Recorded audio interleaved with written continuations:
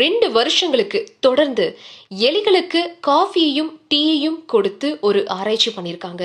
அந்த ஆராய்ச்சியுடைய முடிவுல என்ன நடந்தது தெரியுமா? சர்க்கரை நோய் பத்தி தெலுங்கானா மாநிலம் ஹைதராபாத்ல இருக்கிற Tata institute of fundamental research நிலைய ஆராய்ச்சியாளர்கள் சில எலிகள் மூலமா ஆராய்ச்சி பண்ணியிருக்காங்க. அப்போ சில எலிகளுக்கு ஒரு நாளைக்கு 4லிருந்து 5 தடவை சுமார் 100 மில்லி லிட்டர் அளவு இருக்கிற சர்க்கரை கலந்த இனிப்பான காஃபி, டீ மற்றும் குளிர்பானங்களை கொடுத்திருக்காங்க.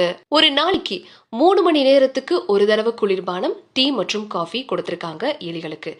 தொடர்ந்து 2 வருஷங்கள் நடந்த ஆராய்ச்சி முடிவுல எல்லா எலிகளுக்கும் சர்க்கரை நோய் மற்றும் உடல் பருமன் ஏற்பட்டிருக்கிறது தெரிய வந்திருக்கு. இதன் மூலமா ஒரு நாளைக்கு தினமும் 2 வேளை இனிப்பான டீ, காஃபி குடிக்கிறவங்களுக்கு டைப் 2 சர்க்கரை வியாதி வருவதற்கான வாய்ப்பு இருக்கிறதா ஆராய்ச்சியாளர்கள் எச்சரிக்கை விடுத்திருக்காங்க.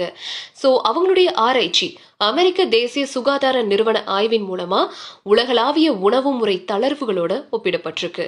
டீ, காஃபியில் இருக்கிற சுக்ரோஸ் அப்படிங்கிற அமிலம் கல்லீரல் தசைகள் மற்றும் சிறு குடல்கள்ல கடுமையான விளைவுகள் ஏற்படுத்துறதா கண்டுபிடிச்சிருக்காங்க. மேலும் சர்க்கரை இல்லாத டீ, காஃபி குடிக்க முயற்சி பண்ணுங்க, குளிர்பானங்களை அறவே தவிர்க்கிறது நல்லது அப்படின்னு சொல்லியிருக்காங்க. இப்போ இந்த தகவல் மக்களிடையே பெரிய அதிர்ச்சியை ஏற்படுத்தி இருக்கு. அது மட்டும் இல்லாம பல பேர் இனிப்புகளை விட்டுடுங்க அப்படின்னு சொல்லும் போதெல்லாம் அதை பார்த்து நாங்க சிரிச்சோம்.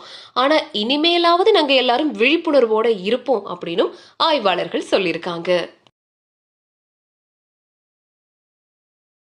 பொதுவா நம்ம எல்லாருமே புதுசா ஒரு செல்போன் வாங்குறோம் அப்படின்னா அந்த செல்போன் வாங்கினதுமே அந்த பாக்ஸ தூக்கி போட்டுருவோம். பொதுவா எல்லாருமே பண்ணக்கூடிய ஒரு விஷயம்தான். ஆனா அந்த பாக்ஸ்ல நிறைய விஷயங்கள் இருக்கு, நிறைய யூசேஜும் இருக்குங்க. சோ அது என்னெல்லாம் பயன்கள் தெரிஞ்சுக்கலாமா? புதுசா போன் வாங்கும்போது போன் வச்சிருக்கிற பெட்டி நம்ம எல்லாருக்குமே கிடைக்கும். ஆனா பல பேர் போனை வாங்கினதுமே அந்த பெட்டியை தூக்கி அப்படியே கெடாசிடுவாங்க. ஒரு சிலர் தொலைபேசி பெட்டியை 1 வருஷம் கூட வச்சிருப்பாங்க. ஆனா பல நேரங்கள்ல புது போனுடைய பாக்ஸையும் தூக்கி எறிஞ்சிடுவாங்க. சோ இப்படி போன் வாங்கும்போது அந்த பாக்ஸை ஒருபோதும் தூக்கி எறிஞ்சிடாதீங்க. இதுக்கு பல காரணங்கள் இருக்குங்க. சோ காலியான மொபைல் பாக்ஸ் அப்படிங்கிறது குப்பை கிடையாது. மொபைல் இருக்கிற எல்லாமே அதுல எழுதப்பட்டிருக்கும். ஃபியூச்சர்ல யாராவது உங்களுடைய போனை விற்க முடிவு பண்றாங்க அப்படின்னா உங்களுடைய அந்த ஒரிஜினல் மொபைல் பாக்ஸை வச்சிருந்தீங்க அப்படின்னா அதோடைய மறு விற்பனை மதிப்பையும் திறனையும் அது அதிகப்படுத்தும். வாங்குறவங்க பெரும்பாலும் அசல் பேக்கேஜிங் மூலமா பொருட்களை வாங்க விரும்புறாங்க. ஏன்னா அந்த போன் சரியா வைக்கப்பட்டிருக்கு அப்படிங்கறத அந்த பாக்ஸ் காட்டுது.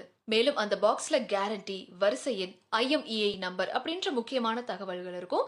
வாரண்டியை பெறுவதற்கும் அல்லது பழுது பார்க்கறதுக்கும் இந்த தகவல் நிச்சயமா தேவைங்க. சேமிப்பு மற்றும் பாதுகாப்பு பயன்பாட்டில் இருக்கும்போது போனையும் அதோடைய பாகங்களையும் வச்சிருக்க இந்த பாக்ஸ் பாதுகாப்பான இடத்துல